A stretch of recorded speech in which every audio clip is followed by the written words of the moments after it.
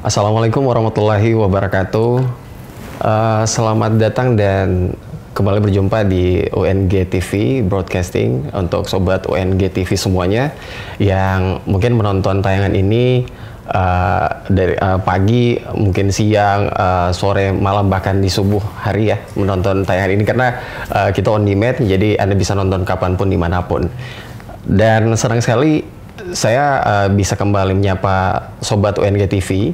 Saya Ibrahim Rian, dan untuk kali ini kita berkesempatan ngobrol dengan Wakil Rektor 1 Universitas Negeri Gorontalo di special event Question and Answer bersama Wakil Rektor 1 Universitas Negeri Gorontalo. Dan Sobat UNG TV, kita juga sudah mau menyambut untuk rangkaian PKKMB 2022 Universitas Negeri Gorontalo, dan kami juga sudah tahu untuk Mas Sobar ini mungkin sudah antusiasmenya sudah tinggi sekali itu ya untuk menyambut PKKMB 2022. Maka dengan itu Sobat UNG TV, kita langsung berkenalan dengan Pak Wakil Rektor 1. Di samping saya sudah bersama Dr. Harto S. Malik M. Hum. Assalamualaikum, selamat sore Pak. Waalaikumsalam warahmatullahi wabarakatuh. Selamat sore pemirsa, mahasiswa, dan yang sempat memantau siaran UNG TV. Semoga sehat selalu. Bapak sendiri gimana? Salam sehat? Alhamdulillah sehat ya. Alhamdulillah ya. Jadi kita santai-santai aja gitu ya, Sobat UNG TV, karena di samping saya juga sudah bersama Bapak Wakil Rektor 1 UNG.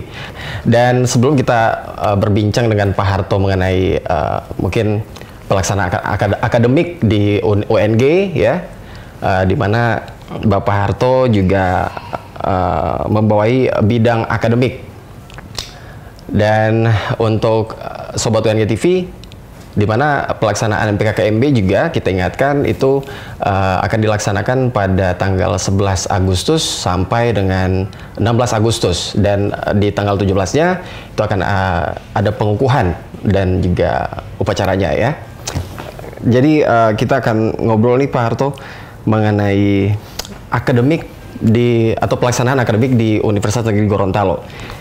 Dan Pak Harto, mungkin pertanyaan pertama saya, apakah mengikuti PKKMB ini yang nanti akan sama-sama kita laksanakan di tanggal 11, wajib gak sih untuk setiap mahasiswa dan mungkin manfaat yang bisa didapatkan oleh maba nanti? Pengenalan kehidupan kampus bagi mahasiswa baru merupakan satu program. Itu sudah diatur oleh kementerian dan itu yang menghandle-nya adalah Wakil Rektor Bidang Kemahasiswaan. Okay. Jadi insya Allah kegiatan yang dimulai tanggal 11 itu PKMB-nya adalah oleh Wakil Rektor Bidang Kemahasiswaan dan Alumni. Okay. Sekarang saya ingin lihat manfaatnya dari aspek akademik ya. Nah, di PKKMB nanti mahasiswa itu akan diberi informasi tentang Universitas Negeri Gorontalo. Di dalamnya adalah kegiatan akademik. Jadi sebelum saya lanjut, saya ucapkan selamat kepada mahasiswa yang lolos dan telah memilih Universitas Negeri Gorontalo sebagai tempat belajar ya. Ada kurang lebih 5.487 mahasiswa ya yang telah memilih dan lolos di Universitas Negeri Gorontalo. Jadi selamat kepada mahasiswa baru dan insya Allah selamat datang akan bergabung di Universitas Negeri Gorontalo. Jadi insya Allah pada saat itu akan digambarkan seperti apa kegiatan akademik di Universitas Negeri Gorontalo. Jadi kepada mahasiswa lama juga sebelumnya pernah juga mengikuti yang namanya PKKMB atau pengenalan kehidupan kampus bagi mahasiswa baru. Dan itu bisa dikonfirmasi kepada mahasiswa lama apa manfaatnya.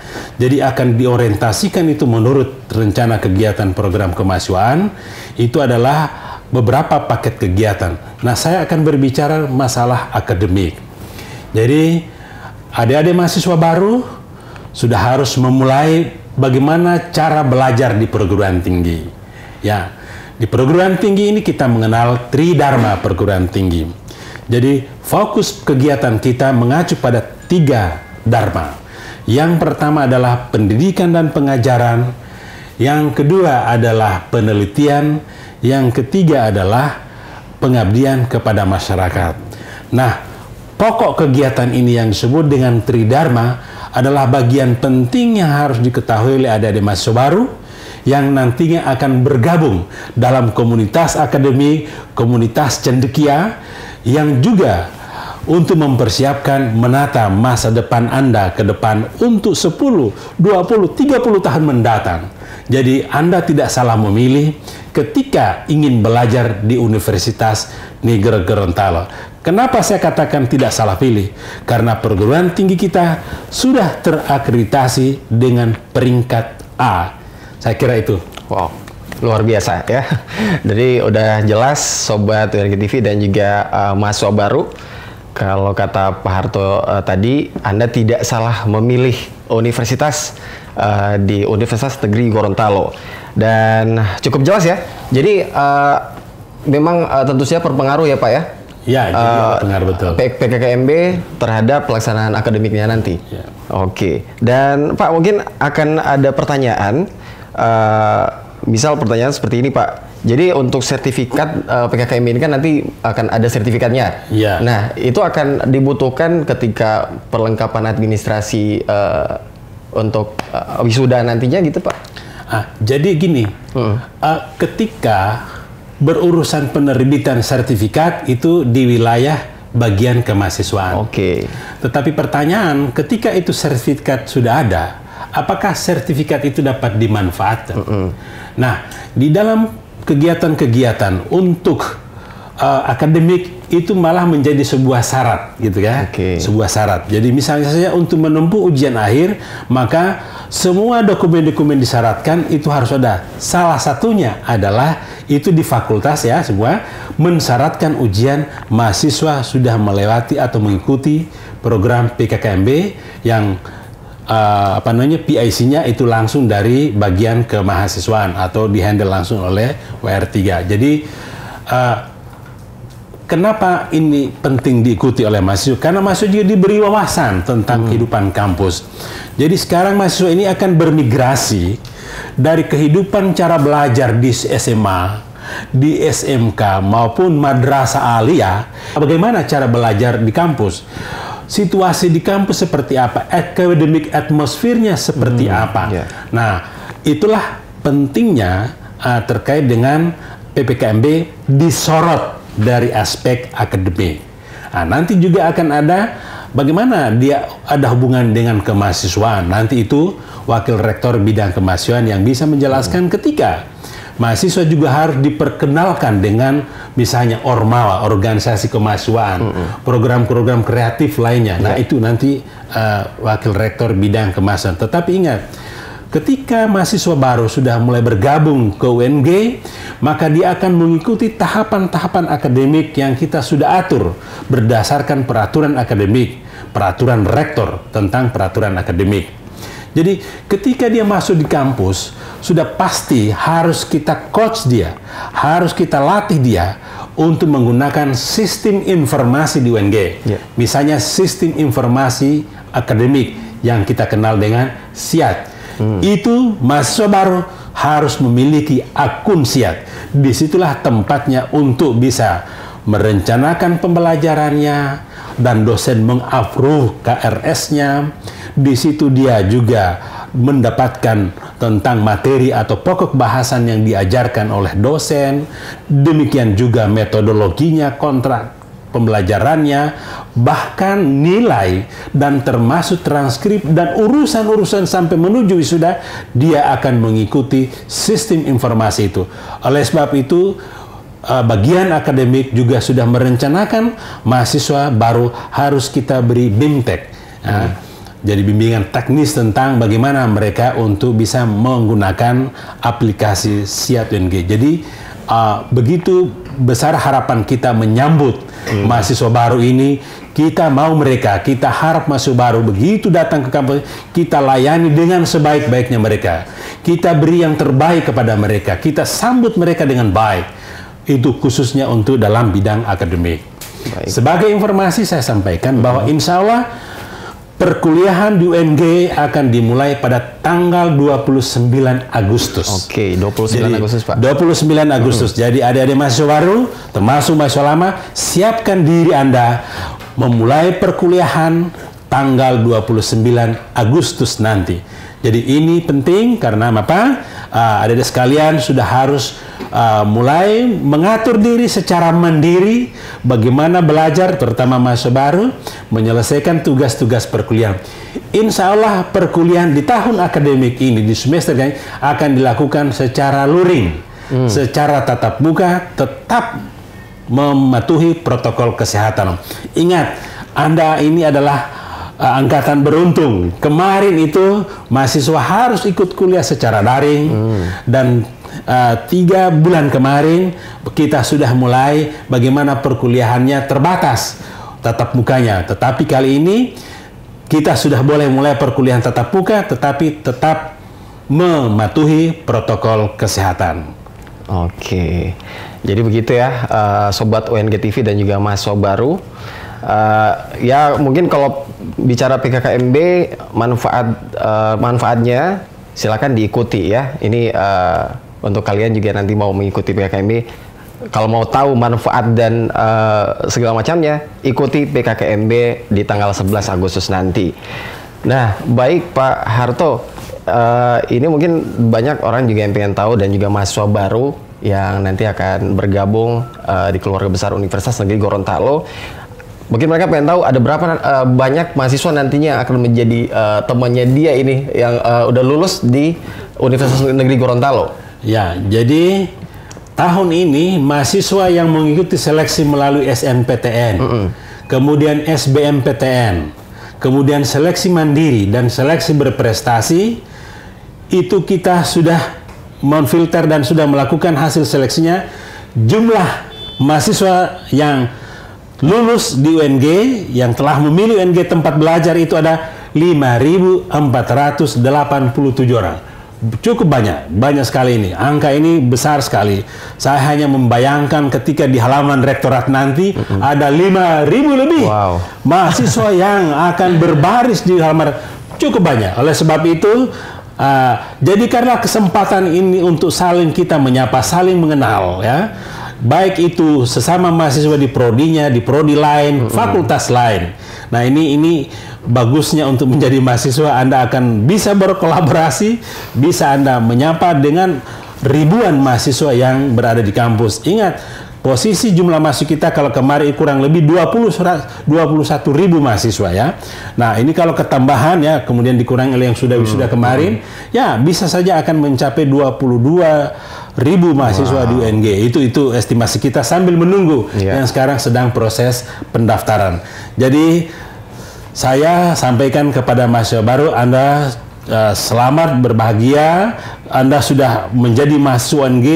Ini menjadi bagian Anda di tempat ini untuk menempuh atau menyelesaikan studi dan ingin mencapai cita-cita Anda untuk menjadi sarjana, menjadi ahli media dan sebagainya. Inilah kesempatan Anda untuk mewujudkan diri Anda akan seperti apa menggapai masa depan. Oke Pak, kalau tadi kita dengar mahasiswa baru yang nantinya akan mengikuti PKKMB di Universitas Negeri Gorontalo dan yang lulus itu sampai 5.000 mahasiswa ya Pak ya? 5.000 sekian lebih lah. Dan sebagai wakil rektor 1 bidang akademik, kalau melihat angka ini cukup banyak ya Pak ya? Cukup banyak. Dan cukup banyak. Mungkin akan ada tantangan apa lagi nih Pak melihat angka yang cukup banyak sebagai wakil rektor 1? Akan beratkah atau Tidak, kita juga kemarin juga kita memiliki, kemarin kita 4.000-an ya, ini naik ya. Ini naik. Kita alhamdulillah meningkat mahasiswa kita yang lulus ya, yang lulus di program ini. Pertanyaan, apa ada tantangan? Alhamdulillah yang namanya tantangan, tapi masih kita bisa selesaikan ya. Kemarin tantangan yang paling kita hadapi itu karena situasi COVID. Jadi insya Allah ini ke depan kita sudah lakukan koordinasi, Pak Rektor sudah melakukan rapat pimpinan, kemudian para dekan hadir ketika itu juga Pak Rektor sudah meminta kepada Wakil Rektor Bidang ini untuk menyiapkan kegiatan perkuliahan nanti, dan alhamdulillah kita sudah lakukan koordinasi dengan pihak-pihak terkait, apakah itu Wakil Dekan Bidang Akademik, lembaga, dan prodi-prodi. Tadi kita sudah pertemuan, sudah mulai menyampaikan persiapan untuk menyambut taruna-taruna baru, mahasiswa baru kita yang akan belajar di kampus kita. Jadi insya Allah selama ini kita alhamdulillah kita bisa melaksanakan perkuliahan sesuai waktu yang sudah ditargetkan. Bahkan dari itu kita alhamdulillah dengan kondisi COVID pun kita masih bisa melihat UNG berprestasi ya. UNG berprestasi. Saya beri contoh keikutsertaan mahasiswa dalam program Merdeka Belajar Kampus Merdeka, jadi MBKM. Jadi alhamdulillah di dalam program-program kementerian, apakah itu magang dan studi independen yang mendapat fasilitas pembiayaan kementerian, kemudian ada yang disebut dengan pertukaran mahasiswa dalam negeri, kita juga mendapat fasilitas dari kementerian pembiayaannya. Alhamdulillah kita juga dalam kondisi COVID kemarin bisa berprestasi. Belum prestasi kemahasiswaan, nanti itu R3 cukup banyak prestasi mahasiswa ya, tapi dari bagian akademik alhamdulillah kita juga banyak melakukan bagaimana mengupgrade mahasiswa untuk bisa menjadi peserta program MBKM. Jadi adik-adik mahasiswa baru, saya ingin sampaikan program Merdeka Belajar Kampus Merdeka adalah diperuntukkan kepada Anda. Sudah mulai Anda desain sekarang, ke depan Anda itu menjadi apa, dan Anda akan diberikan sebuah kompetensi untuk mendukung cita-cita Anda. Yang termasuk adalah memberi ruang kepada Anda bagaimana untuk mencapai cita-cita Anda, misalnya berkegiatan di luar kampus yang dapat mendukung mimpi Anda menjadi apa di ke depan nanti. Jadi program MBKM ini adalah bertujuan ingin mengembangkan kompetensi Anda menghadapi pasar kerja yang sangat ketat persaingannya. Yang berikut juga MBKM ini juga mempersiapkan kompetensi kepada Anda atau wawasan Anda untuk menghadapi perubahan-perubahan global yang sekarang ini. Anda lah akan menjadi sebuah generasi yang adaptif dengan teknologi, dan saya yakin Anda ini adalah generasi teknologi, maka juga harus sudah memikirkan setelah Anda keluar dari kampus sudah memakai toga ketika bermasyarakat, apa Anda yang akan lakukan. Nah itulah juga akan disiapkan di kampus ini, Anda menjadi lulusan yang berkualitas dan berdaya saing. Unggul dan berdaya saing. Unggul dan berdaya saing. Pak Harto, kayaknya yang nonton ini apalagi mahasiswa baru semakin membara dia setelah mendengarkan penjelasan dari Pak Harto yang sangat menggebu-gebu ya. Jadi ya pertanyaan sudah siap menyambut kalian ya. Kami di sini sudah siap semuanya ya. Ini kita langsung ke pertanyaan inti sebagai wakil rektor di bidang akademik nih Pak. Nah sebagai wakil rektor bidang akademik, mungkin Pak Harto bisa menjelaskan sedikit mengenai sistem akademik di Universitas Negeri Gorontalo seperti apa sih? Ya, adik-adik sekalian mahasiswa baru, ketika Anda sudah ditetapkan lulus di dalam seleksi tadi dan sudah menjadi mahasiswa UNG, maka Anda sudah pasti akan ke prodi-prodi, dan di situ ada kontrak-kontrak yang Anda harus selesaikan. Misalnya saja kita menganut namanya SKS ya, sistem kredit semester. Maka Anda akan memprogramkan mata kuliah berdasarkan prodi pilihan Anda ya, yang nantinya itu sekalian adalah mendasarkan kepada paket untuk program vokasi, dan kepada non vokasi itu pasti dia mendasarkan kepada capaian nilai Anda. Saya beri contoh kepada adik sekalian, untuk semester 1 itu, ya model perkuliahan semester 2 adalah model paket semuanya. Tapi ketika Anda masuk semester berikutnya, SKS itu akan didasarkan kepada IPS Anda, indeks prestasi semester.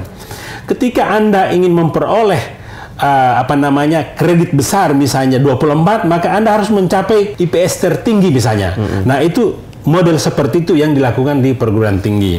Jadi ada sekalian, ada pertanyaan, apakah mahasiswa boleh selesai 4 tahun atau di bawah 4 tahun atau 3,5? Iya. Itu dimungkinkan dengan model SKS. Iya. Ya. Dan fakta, kita di beberapa wisuda ada mahasiswa juga yang lulus dia di bawah dari 4 tahun. Wow. Nah, adik-adik mahasiswa, gunakanlah kesempatan itu. Jadi di sini ada perkuliahan, ya, ada magang, ada praktek-praktek di laboratorium. Itu disiapkan oleh UNG, oleh Fakultas Laboratorium Anda. Praktek-prakteknya perkuliahan, ya, kemudian bimbingan-bimbingan, ya, itu juga fasilitas oleh. Termasuk sebentar Anda akan menulis skripsi, pasti Anda akan berhubungan dengan dosen-dosen untuk bimbingan. Demikian pula dengan perkuliahan, Anda akan berkomunikasi dengan dosen. Ingat, dosen kita adalah dosen yang berkualifikasi magister maupun doktor, bahkan guru besar. Jadi adik-adik sekalian, yakin bahwa Anda akan kita layani dengan sebaik-baiknya. Kita akan beri yang terbaik kepada Anda ketika Anda berada di UNG, terutama saat melaksanakan perkuliahan. Jadi ini akademi kita. Jadi sekali lagi di situ akan ada perkuliahan, bimbingan-bimbingan gitu ya. Kemudian ada tempat praktek dan laboratoriumnya ada ya. Laboratoriumnya kita siapkan sampai Anda lulus, dan ketika itu Anda bisa meraih gelar apakah sarjana ya, dan gelar-gelar lain yang biasa lazim menurut ketentuan yang berlaku. Oke. Cukup jelas ya Sobat UNG TV dan juga mahasiswa baru Universitas Negeri Gorontalo tahun 2022. Yang mungkin saya pengen highlight dari penjelasan Pak Harto tadi mengenai akademik. Saya juga alumni dari UNG, dari Universitas Negeri Gorontalo, Pak. Dan saya agak menyesali sih di awal-awal perkuliahan saya yang tadi Pak Harto bilang di semester 1 dan semester 2 itu kan udah paket tuh, Pak. Nah, jadi di situ kan kita agak leha-leha gitu, Pak. Dan giliran pas sudah mau ngontrak iya per SKS, nah itu aduh, nilai saya nggak cukup, banyak kendala lah. Jadi untuk mahasiswa baru yang mungkin diperhatikan itu ya, Pak ya. Iya, karena kalau banyak teman-teman yang bilang tuh, Pak, di mana awal itu menentukan akhir. Betul. Iya ya. Betul. Jadi ya maksimalkan awal perkuliahan Anda. Oke. Kita lanjut lagi ya, Pak, di question and answer. Ini ada pertanyaan nih, Pak, terkait akreditasi di UNG. Dan pertanyaannya, apakah akreditas dari tiap jurusan di UNG itu sudah memenuhi standar? Misal dari segi fasilitas mungkin, dan lain-lain. Ya, berbicara akreditasi, akreditasi itu adalah penentuan bahwa penyelenggaraan akademik kita ini bagus atau tidak, gitu kan ya. Jadi gitu ya. Iya, Pak. Jadi ketika kita ya mendapatkan akreditasi dengan peringkat misalnya A, itu sebuah instrumen bahwa penyelenggaraan akademik kita bagus, gitu ya. Penjaminan mutunya juga jalan dengan baik, gitu kan ya. Jadi ada mahasiswa tidak usah cemas, ya. Kampus kita ini kampus yang membantu memfasilitasi Anda menggapai cita-cita Anda. Oleh sebab itu kepada Anda mahasiswa baru, manfaatkan ketika Anda berada di kampus, itu akan ada namanya perwalian yang disebut dengan dosen PA. Gitu ya. Kalau di sekolah ada namanya wali kelas ya, dosen guru wali apa? Wali kelas. Kalau di sini ada namanya penasihat akademik. Penasihat akademik lah ini seolah menjadi orang tua Anda di kampus. Ya, ketika Anda punya kesulitan belajar, kepada PA Anda bisa menyampaikan kesulitan belajar Anda. Ketika Anda ingin berprestasi dengan cara yang misalnya ini, nah itu bisa juga diskusikan dengan PA. Demikian juga ada Kaprodi, Ketua Program Studi. Nah itulah menjadi tempat Anda untuk berkomunikasi ketika misalnya ada kesulitan dalam belajar yang Anda hadapi ketika Anda sedang kuliah di UNG. Jadi itu dimanfaatkan. Saya ulangi, akreditasi adalah sebuah instrumen yang digunakan untuk menentukan gimana mutu dan kelayakan penyelenggaraan perguruan tinggi. Nah, kita bersyukur perguruan tinggi di tempat kita ini pada umumnya sudah memiliki B ke atas ya, B ke atas. Jadi alhamdulillah kita sudah tidak ada C lagi. Dan sekarang proses reakreditasi beberapa program studi. Kita doakan program studi itu akan tetap unggul dan yang belum unggul akan mencapai unggul. Dan ini sangat ditentukan oleh ADD Masyub. Masyub saya minta berprestasilah. Tradisi berprestasi harus dibangun mulai sekarang. Jadi adik-adik sekalian, Masyub baru, benamkan dalam pikiran Anda, benamkan dalam diri Anda bahwa untuk masuk UNG harus membangun juga tradisi berprestasi. Itu. Oke, baik. Mungkin saya menambahkan sedikit soal fasilitas tadi nih, Sobat UNG TV ya. Sebagai alumni nih Pak ya, terus terang, kalau saya melihat sekilas atau kasat mata dari pandangan saya, wah udah makin maju sih, pesat perkembangannya sih Pak. Kalau kita ngomongin soal fasilitas tadi nih Pak ya. Iya, jadi udah ciamik lah kalau apalagi rektorat nih sudah jadi ini ya Pak ya. Sudah makin bagus begitu, banyak juga komunitas terus aktivitas anak-anak muda juga di depan rektorat. Pak Har, kali ini kita akan membahas ini Pak, beasiswa. Nah, ini ada mungkin sebagai keluhan ya dari beberapa mahasiswa tuh Pak, yang mengeluhkan, mohon maaf sebelumnya Pak, mungkin jarang sekali disosialisasikan begitu beasiswa kepada mahasiswa. Dan katanya ada beberapa fakultas atau hanya ada beberapa yang langsung dipilih oleh fakultas katanya begitu. Nah, bagaimana tanggapan Bapak selaku Wakil Rektor 1 bidang akademik? Ya, kalau urusan beasiswa itu di ranah wilayah kemahasiswaan ya, wilayah kemahasiswaan. Tetapi ada kaitan dengan akademik, ya. Jadi kaitan dengan akademik, instrumen kita gunakan adalah nilai.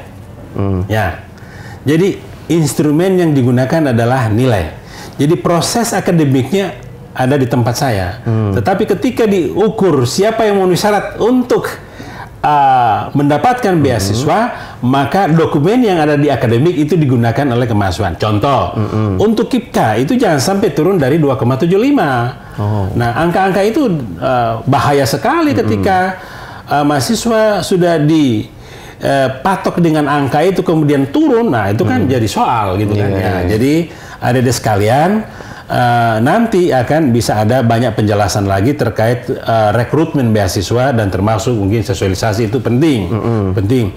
Tetapi dari aspek akademik, ya kita ingin memfasilitasi bagaimana mahasiswa itu ketika rekrutmen beasiswa dia sudah ada nilai gitu kan. Itu yang kita jaga gitu, unsur akademiknya kita jaga. Jangan sampai hari ini sudah rekrut beasiswa tapi ternyata perkuliahan kita kementerian batas hari ini terakhir, tapi ternyata perkuliahan kita masih jalan, masih lanjut atau ujian-ujiannya belum. Nah, inilah yang tugas saya, menjaga kestabilan penyelenggaraan akademik yang nantinya instrumen yang ada dalamnya digunakan oleh unit lain atau oleh bagian kemahasiswaan untuk menetapkan yang bersangkutan ini dapat beasiswa ataupun tidak. Nanti itu skim-skimnya kan cukup banyak, ada KIPKA, ada Fundaventer, itu nanti bidang kemahasiswaan akan menjelaskan itu. Tetapi tugas saya adalah bagaimana mahasiswa di UNG ini dengan kalender akademik yang terkontrol, terpantau dan terjaga, termasuk mutu terjaga, maka itu dapat memungkinkan proses berkontribusi pada layanan kemahasiswaan. Jadi harus itu kita connect antara akademik dengan kemahasiswaan. Maka insya Allah ini kalau terjaga kualitas, terjaga kalender akademik, insya Allah kemahasiswaan akan mudah mendapatkan berapa mahasiswa yang punya nilai sekian yang dapat. Jadi ini sekali lagi ini kita saling mendukung antara program kemahasiswaan dan akademik. Tugas akademik adalah memantau dan menjaga kendali mutu dan termasuk kalender akademik. Oke, baik. Sudah cukup jelas ya Sobat UNG TV. Ini juga berlaku bukan hanya mahasiswa baru tapi juga mahasiswa lama. Penjelasan dari Pak Harto mengenai beasiswa. Nah, Pak Harto, kalau melihat juga pandemi COVID-19 ya, yang katanya new normal, dan sekarang kalau melihat situasi masyarakat kita di Indonesia khususnya, ini kalau yang dulu bilangnya new normal, ini new normal lebih normal lagi. Iya kan, kalau new normal masih tetap pakai prokes itu kan, Pak. Kalau sekarang bahkan Bapak Presiden juga waktu itu sudah melepas masker. Iya, melepas masker. Udah bisa melepas masker. Nah, kalau menyangkut dengan sistem pelaksanaan e-learning. Iya, e-learning. Apakah dengan melihat situasi sekarang yang hampir semua udah bisa offline gitu, Pak? Iya. Nah, apakah sistem e-learning ini akan terus dilanjutkan? Ya, jadi begini. Ketika pandemi dan kebijakan kementerian bahwa kita harus menyelenggarakan pembelajaran daring, itu kita lakukan. Karena memang kita harus mempertimbangkan masalah kesehatan. Sekali lagi, masalah kesehatan harus menjadi pertimbangan. Demikian pula sekarang, ketika kita mulai perkuliahan, pertimbangan kesehatan itu tetap. Bagaimana caranya? Maka protokol kesehatan ketika kita melakukan pembelajaran tatap muka itu harus tetap kita implementasikan. Pertanyaannya, apakah ketika kita tatap muka kita menggunakan daring? Ingat, di dalam peraturan kita di akademik, kita harus melakukan pembelajaran dengan model blended. Gitu harus. Kenapa? Mahasiswa kita ini juga tidak boleh cuma kita ceramahi, harus kita beri mereka ruang untuk belajar dengan menggunakan sistem informasi pada kita. Contoh, UNG sudah menyiapkan namanya Learning Management System, LMS, SPADA. Jadi itu mahasiswa insya Allah akan nanti menggunakan itu. Apakah dia COVID maupun tidak COVID, kita akan gunakan Learning Management System. Jadi e-learning itu digunakan. Dan kita sudah meminta kepada Prodi identifikasi mata kuliah mana atau di struktur kurikulum mana yang harus sudah disiapkan dulu model pembelajaran blended learning. Artinya setengah pertemuan dia daring dan yang berikut luring. Atau ada yang model synchronous dengan asynchronous. Nah, ini tergantung. Pertanyaan, kalau model praktek ya harus datang ke kampus, datang ke laboratorium, tidak boleh didaringkan. Nah, mata kuliah praktek itu harus tetap kita luringkan karena harus ada di laboratorium, harus ada di lapangan. Terkait masalah kesehatan. Nah, ada mahasiswa baru, pastikan Anda sudah vaksin. Ya, sekali lagi kami dorong kepada adik-adik mahasiswa baru, usahakan Anda sudah sudah vaksin. Kalaupun sudah vaksin, kalau perlu sudah booster gitu ya, sudah booster. Karena apa? Kita juga ingin menjaga teman kita, menjaga lingkungan kita. Ketika kita sehat, ya itu akan jadi bagus juga interaksi kita. Tapi kalau ada salah seorang sakit datang ya, menjadi tidak nyaman kita di kelas, tidak menjadi nyaman kita dalam diskusi-diskusi. Jadi sekali lagi, adik-adik mahasiswa baru, pastikan Anda sudah vaksin. Kalau belum ya segeralah gitu ya. Menurut dulu anjuran atau sesuai saran dokter apa sudah pas Anda harus vaksin. Tapi saya meyakini adik-adik ini juga di sekolah kan sudah dikendalikan oleh dinas atau sekolah sudah vaksin. Mudah-mudahan Anda sudah vaksin. Jadi kalau sudah vaksin, oke, aman. Anda sudah boleh berdiskusi. Tapi ingat, masker hanya bisa dilepas ketika Anda berada di ruang terbuka. Kalau dalam ruangan itu harus tertutup atau pakai masker. Nah, itu cukup jelas ya Sobat UNG TV dan juga maba UNG 2022. Kata Pak Harto, kalau yang belum vaksin silakan vaksin ya. Ini ditegaskan oleh Pak Harto untuk kalian vaksin, kalau perlu booster.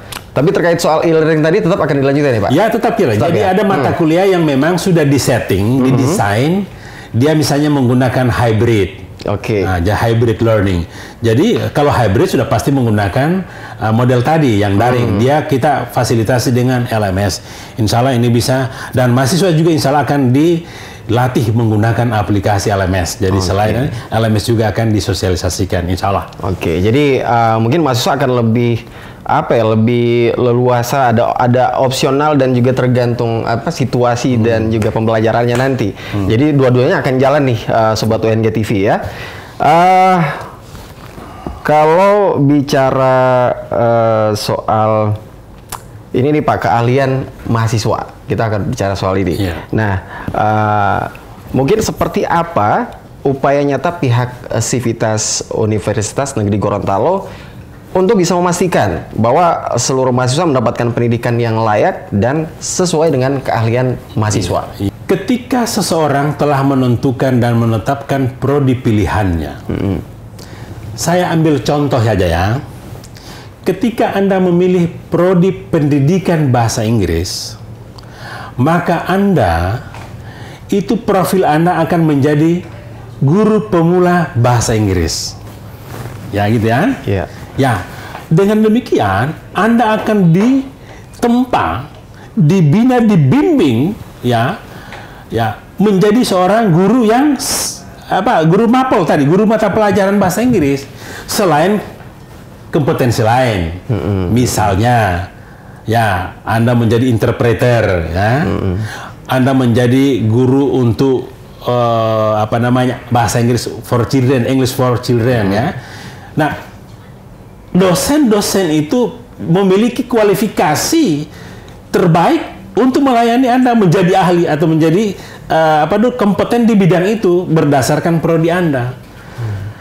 Demikian juga ketika Anda misalnya ada yang memilih prodi hukum, maka dosen-dosennya itu orang-orang yang memang kualifikasi S2-nya, S3-nya, bahkan guru besarnya itu di bidang hukum. Jadi adik-adik sekalian tidak usah cemas apakah saya ini sebentar menjadi mahasiswa prodi A cukup didukung oleh perangkat-perangkat tadi mendukung pilihan dan keahlian Anda. Saya tegaskan kepada adik, kita siapkan sumber daya yang tepat untuk Anda untuk menjadi keahlian di mana prodi Anda yang Anda pilih. Jadi tidak usah cemas. Ketika Anda pilih akuntansi misalnya, dosen-dosennya itu memang orang berkualifikasi dan kompeten di bidang akuntansi. Tidak usah cemas adik-adik sekalian. Jadi membangun keahlian itu penting. Pertanyaan berikut, apakah ada kompetensi lain atau keahlian lain Anda perlukan? Adik-adik sekalian, itulah sejak awal saya mulai beritahu, ikutlah program MBKM. Merdeka Belajar Kampus Merdeka. Ini akan memfasilitasi mimpi Anda, minat Anda, kegemaran Anda melalui ini. Saya ambil contoh, jika Anda orang akuntansi, tetapi ketika itu Anda ingin, setelah akuntansi saya ingin buka usaha tentang tata boga misalnya. Ya, tentang bisnis misalnya, tentang roti ya. Anda boleh memilih mata kuliah atau program MBKM terkait itu, dan itu menjadi kompetensi pendukung profil utama Anda. Jadi adik-adik sekalian, gambarkan kepada penasihat akademik Anda, mimpimu ke depan selain menjadi seorang sarjana hukum, selain menjadi sarjana pendidikan, gambarkan kepada prodi Anda, ke penasihat Anda itu ingin apa lagi ke depan. Ingat, ke depan itu ya semuanya sudah harus kita beradaptasi, menyiapkan pekerjaan-pekerjaan yang dihandle dengan teknologi. Nah, kalau itu berarti Anda juga harus ceritakan ke prodi, ceritakan ke Anda, saya mau ini. Insya Allah akan difasilitasi Anda dengan program Merdeka Belajar Kampus Merdeka. Anda akan diberi ruang untuk masuk di lautan bebas. Ya, bukan lautan yang disetting misalnya untuk prodimu, tapi Anda bisa lautan bebas. Anda silakan dengan gaya renang apa menghadapi ombak besar. Ingat, ombak itu adalah masa depan Anda di lapangan kerja. Ombaknya bukan kecil-kecil, ombaknya besar. Karena Anda juga ingin memastikan masa depan Anda itu seperti apa. MBKM lah, inilah yang ikut membantu mendesain masa depan Anda. Waduh. luar biasa ya, metafora yang menarik dari Pak Harto mengenai lautan yang besar dan ombak ini akan menjadi rintangan dan juga tantangan untuk Anda nantinya. Mungkin apa sih yang menjadi landasan utama pihak universitas nih Pak Harto untuk terus meningkatkan kualitas pendidikan untuk mendukung prestasi mahasiswa? UNG ini telah ditetapkan oleh rektor dengan slogan-slogan yang harus kita pegang bersama, yakni unggul dan berdaya saing. Mengertinya adalah kita bangun bersama sebuah tradisi berprestasi supaya kita bisa sejajar dengan perguruan tinggi hebat. Nah, sekali lagi nih ya, tradisi ini kita bangun bersama dan kita banyak berharap kepada mahasiswa untuk bisa membangun namanya critical thinking, bisa namanya berkreasi, bisa berinovasi, sehingga dia bisa mampu beradaptasi dan bisa menaikkan reputasi UNG. Jadi sekali lagi bisa menaikkan reputasi UNG, baik itu di bidang akademik maupun di bidang kemahasiswaan. Adik-adik mahasiswa, mulai sekarang giatlah belajar, giatlah berprestasi, baguskan nilaimu, banyaklah berinteraksi dengan dosen, banyaklah berinteraksi dengan sama dosen, banyaklah ikut kegiatan kemahasiswaan, dan itu ikut membantu Anda untuk bisa mewujudkan diri Anda di masa depan. Misal saja, ketika ada lomba-lomba yang mungkin bisa kita rekognisi prestasi itu akademik, itu regulasi sudah menyambutnya. Misalnya Anda lolos di sebuah olimpiade nasional atau apa namanya, misalnya katakanlah takraw ya, dia menang di program misalnya kompetisi internasional, dia pulang, kita beri pengakuan di atas prestasi itu dalam akademik, gitu ya. Jadi kita bisa lakukan, kita sudah siapkan payung hukumnya. Jadi berprestasilah adik-adik mahasiswa. Ketika Anda berprestasi, ajukan prestasi itu untuk dinilai, dianalisis kemungkinan dan kelayakannya untuk dapat diberikan rekognisi atau pengakuan, baik itu mata kuliah maupun dia program MBKM. Jadi adik-adik sekalian, ya bangunlah jiwa-jiwa kita, bangunlah diri-diri kita ini untuk selalu melakukan tradisi berprestasi, baik itu di akademik maupun di kemahasiswaan. Ketika di kemahasiswaan, kita sudah sambut dengan payung hukumnya tentang rekognisi, dan ketika itu Anda berprestasi, kita bisa hargai, kita bisa lakukan pengakuan bentuk mata kuliah atau konversi ke mata kuliah lain, atau ada yang namanya program MBKM. Ketika ada yang tidak bisa, maka kita lakukan menjadi surat keterangan pendamping ijazah, SKP.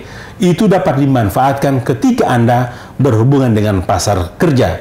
Prestasi apa Anda yang sudah pernah lakukan? Pasti pihak industri mempertimbangkan prestasi-prestasi itu. Ya, sudah jelas ya Sobat UNG TV dan juga untuk mahasiswa baru UNG 2022. Nah Pak, terakhir nih sebelum kita masuk ke pertanyaan di Instagram, berasal dari netizen yang sudah menulis pertanyaan. Mungkin harapan Pak Harto selaku Wakil Rektor 1 di bidang akademik untuk mahasiswa baru 2022. Adik-adik sekalian, khususnya mahasiswa baru. Sekarang ini Anda sudah dinyatakan lulus sebagai mahasiswa UNG. Anda adalah mahasiswa terpilih.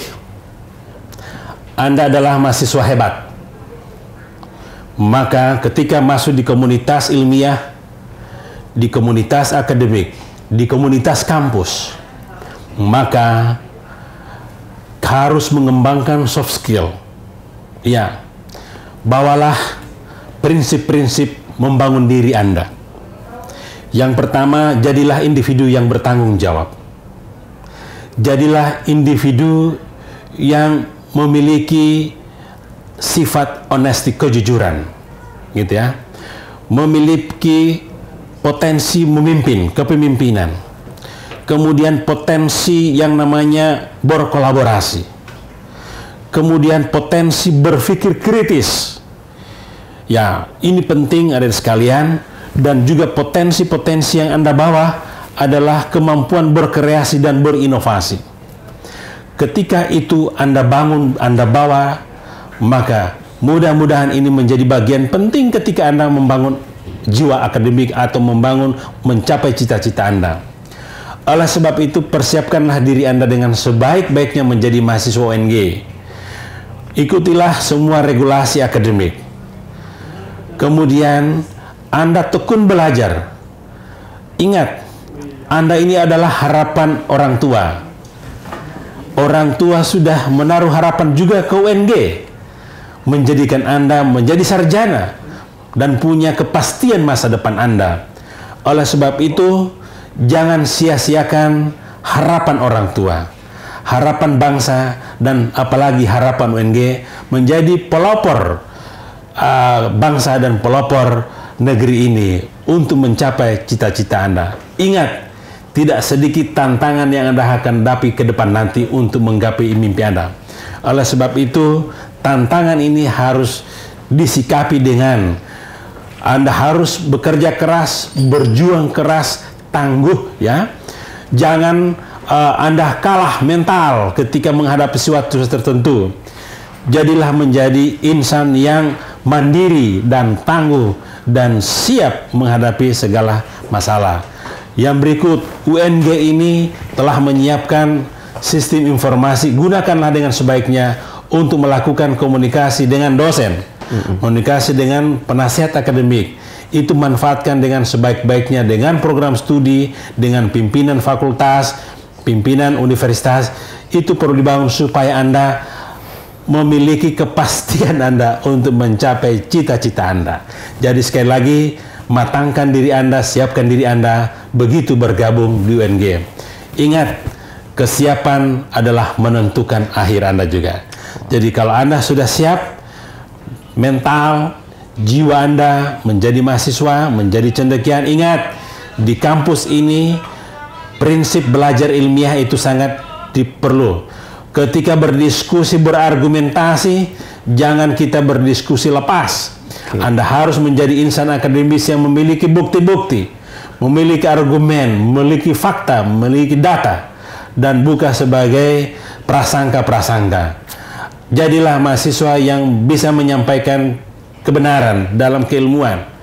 Anda menjadi mahasiswa yang dapat mempertanggungjawabkan pendapat Anda.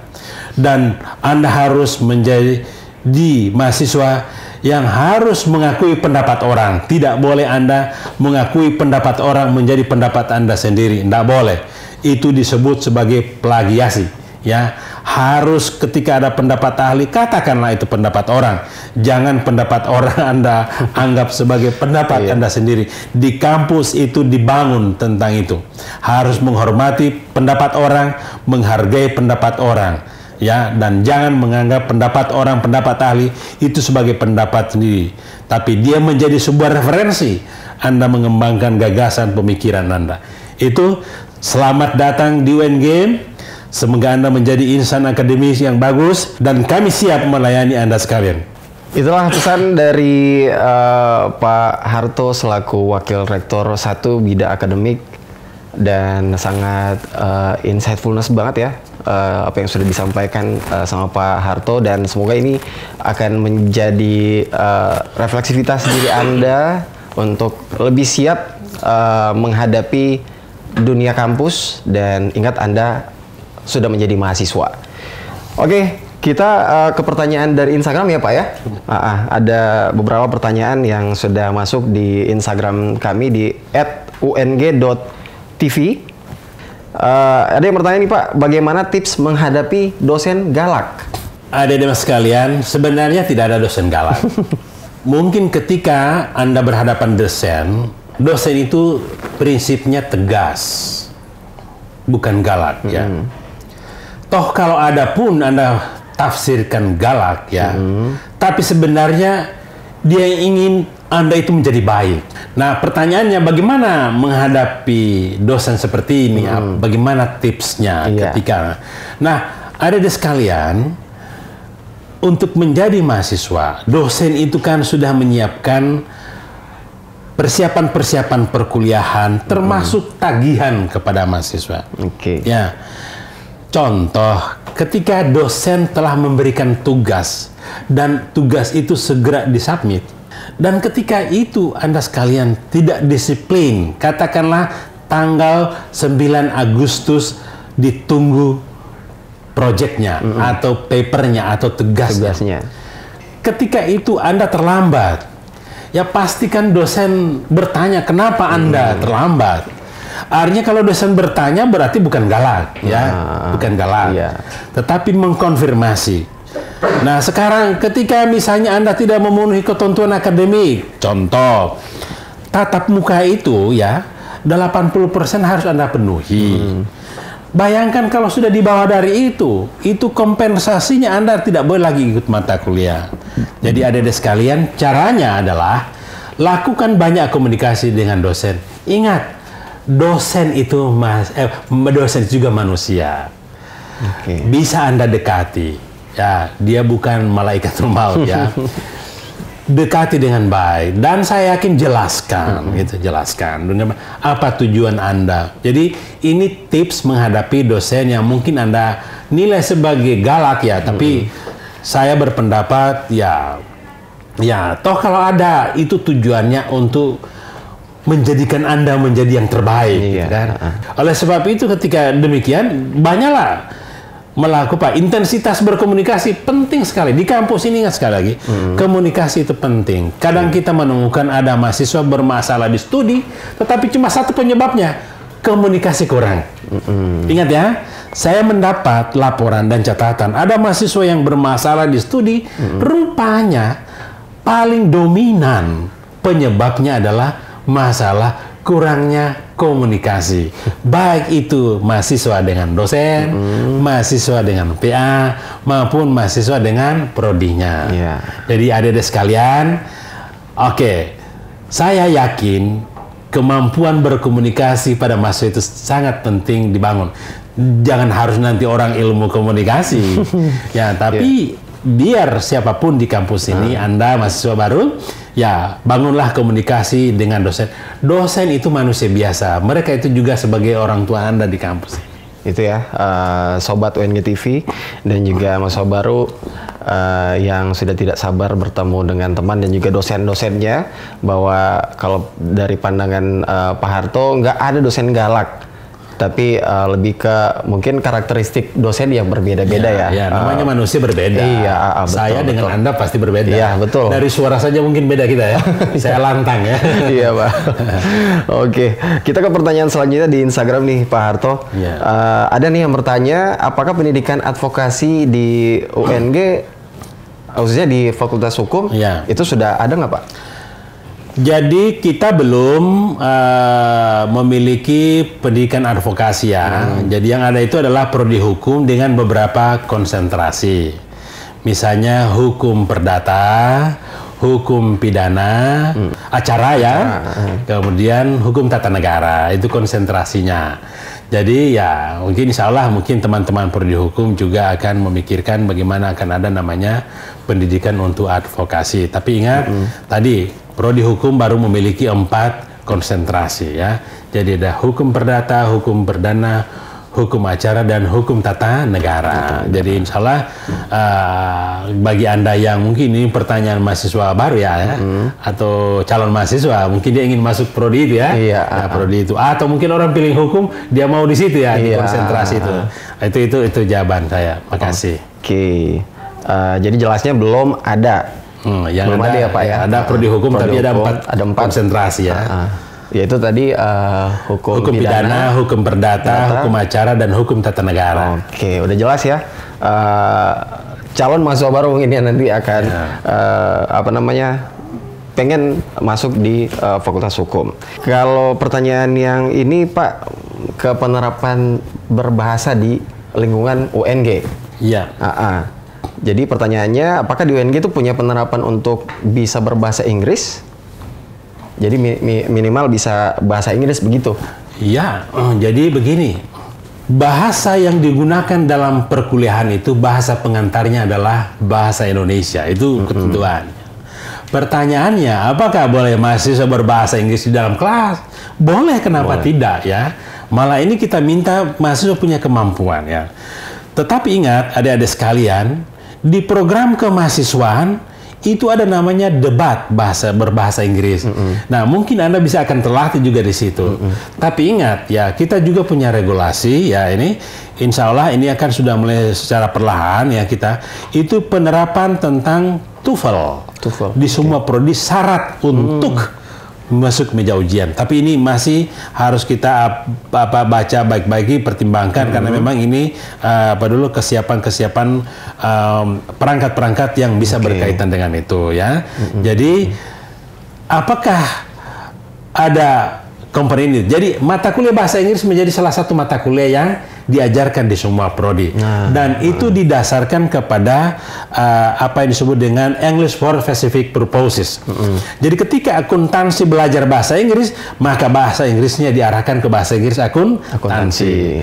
Ketika misalnya pendidikan kesehatan masyarakat, maka mata kuliahnya diarahkan ke kesehatan masyarakat. Demikian juga misalnya untuk PGSD bahasa Inggrisnya. Jadi mata kuliah itu tetap diajarkan di semua prodi, khususnya untuk pencari universitas. Adik-adik, gunakanlah kesempatan mata kuliah ini. Memang dia hanya berbobot 2 SKS, tetapi ketika mata kuliah ini masuk di kelas, maka gunakanlah kesempatan untuk membaca referensi-referensi, misalnya bertalian atau berkaitan dengan prodi Anda. Ketika ada yang dari FOK atau farmasi, maka book text-nya harus berbahasa Inggris. Disitulah Anda akan diajarkan yang tadi saya sebut dengan English for Specific Purposes. Oke. Jadi untuk penerapan bahasanya yang sudah bertanya itu boleh ya, dan tidak hanya Anda yang mahasiswa bahasa Inggris ya Pak? Anda bisa seharusnya. Kemarin pemenang pemenang debat bahasa Inggris itu dari Fakultas Teknik, dari Fakultas Hukum. Kan? Ini mereka orang hukum, bukan prodi bahasa Inggris. Mereka menang dalam debat bahasa Inggris ya. Ini pengalaman kemarin ya. Ya, jadi yakinlah di sini tempat Anda. Tapi saya yakin lapis generasi Anda, lapis generasi teknologi Anda ini adalah lapis generasi teknologi. Saya yakin dari 5.487 mahasiswa baru ini, saya yakin Anda punya perangkat smartphone seperti ini. Inilah tempat Anda yang selama ini dari bangun sampai tidur. Nah, tetapi manfaatkanlah dengan sebagian untuk keperluan belajar.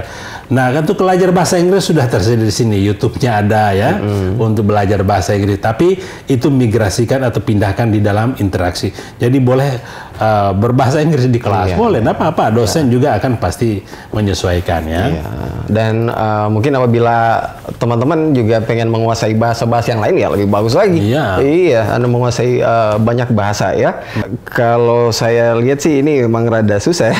Bagaimana pertanyaannya? Mending katanya saya jadi mahasiswa kupu-kupu atau mahasiswa yang aktif dalam organisasi, Pak? Adik-adik sekalian, di dalam kehidupan Anda sebagai mahasiswa, ada saja yang Anda tidak bisa dapat di ruang kuliah. Dan itu hanya Anda bisa dapat dari kegiatan kemahasiswaan. Saya beri contoh. Misalnya saja Anda diminta untuk berpidato di masyarakat nanti. Di mata kuliah Anda tidak ada mata kuliah berpidato, kecuali mungkin prodi bahasa Indonesia ada mata kuliah berbicara. Saya ingin tanya kepada adik-adik sekalian, sekali waktu di kegiatan Rema Muda Masjid, Anda orang mahasiswa hukum, ya, diminta untuk menjelaskan tentang lingkungan Anda. Kira-kira Anda siap nggak? Anda ini di kampus hanya biasa berdiskusi. Berpidato itu kan lain ya. Anda harus memahami tentang audiens, materinya juga terstruktur ya. Ini penting, vokalnya ya, retorikanya itu nggak diajar di mata kuliah. Tetapi berpengalaman di organisasi itu sangat membantu. Jadi cuma kuliah pulang itu dulu disebut orang kutu buku aja orangnya. Jadi cuma membaca aja dia, kuliah. Tapi ada deh sekalian, tetap Anda harus membangun diri Anda dengan cara lain. Ya, membangun Anda dengan cara lain. Tetapi ingat sekali lagi, Anda harus sukses studi dan juga sukses di Ormawa. Jangan sampai cuma sukses di Ormawa, tidak sukses studi. Ini harus jalan berbarengan. Jadi jangan sampai Anda karena ingin mencapai cita-cita untuk menjadi bisa di masyarakat ini, Anda sudah tenggelam di kegiatan kemahasiswaan. Sementara menumpuk SKS Anda yang belum selesai. Maka itu tidak bagus. Baiknya itu jalan bersamaan ya. Jadi sukses akademik dan juga sukses prestasi di kemahasiswaan gitu ya. Kami rasa sudah cukup jelas ya untuk teman-teman Sobat UNG TV yang sudah menanyakan pertanyaan yang tadi buat tim Mendang Mending yang mana ini dari Pak Harto tadi, ada baiknya Anda untuk aktif dalam berorganisasi karena tidak selamanya ilmu yang Anda dapatkan di kelas itu bisa Anda dapatkan di luar dengan cara berorganisasi tadi. Baiklah Pak Harto, terima kasih banyak atas waktunya dan juga sudah diterima dengan baik kami sekalian di ruangannya Bapak ini. Terus terang saya selama kuliah nggak pernah ke sini. Tiba sudah wisuda aja. Waduh, makasih banyak Pak Harto atas waktunya juga. Dan untuk Sobat UNG TV, sekali lagi kita ingin mengingatkan untuk teman-teman mahasiswa baru. Untuk pelaksanaan PKKMB itu akan dilaksanakan pada tanggal 11 sampai dengan 16 Agustus 2022 dan seperti yang sudah disampaikan Pak Harto tadi selaku WR1 bidang akademik, perkuliahan akan dilaksanakan tanggal 29 Agustus. 29 Agustus ini berlaku buat semua ya, semua mahasiswa. Jadi jangan lupa di kontrak KRS-nya. Dan sekali lagi buat teman-teman Sobat UNG TV, untuk mahasiswa baru maupun mahasiswa lama dan juga para orang tua yang ingin mengetahui informasi resmi terkait pelaksanaan PKKMB, perkuliahan, akademik dan lain sebagainya di Universitas Negeri Gorontalo, Anda bisa mengikuti informasinya melalui akun Instagram @universitas.negeri.gorontalo, kemudian di @info.akademik.ung, lagi di @bem_UNG 2022, dan tidak ketinggalan Anda juga bisa follow dan subscribe channel YouTube dari UNG TV dan juga follow di Instagram kami di @UNGTV. Sekali lagi terima kasih banyak Pak. Terima kasih. Sudah siap ya untuk menyambut kedatangan mahasiswa baru nantinya ya? Insya Allah kita dalam akademiknya, insya Allah kita sudah menyiapkan mereka untuk kita sambut memulai perkuliahan insya Allah. Baik, sehat terus buat Pak Harto. Oke, insya Allah sehat. Salam semua sehat ya. Iya. Sampai jumpa nanti di Rektorat UNG pada tanggal 11 hingga 16 Agustus 2022. Kita akhiri untuk spesial event Q&A bersama Wakil Rektor 1 Bidang Akademik. Dan saya Ibrahim Rian, pamit undur diri. Assalamualaikum warahmatullahi wabarakatuh. Sampai jumpa. Waalaikumsalam warahmatullahi wabarakatuh.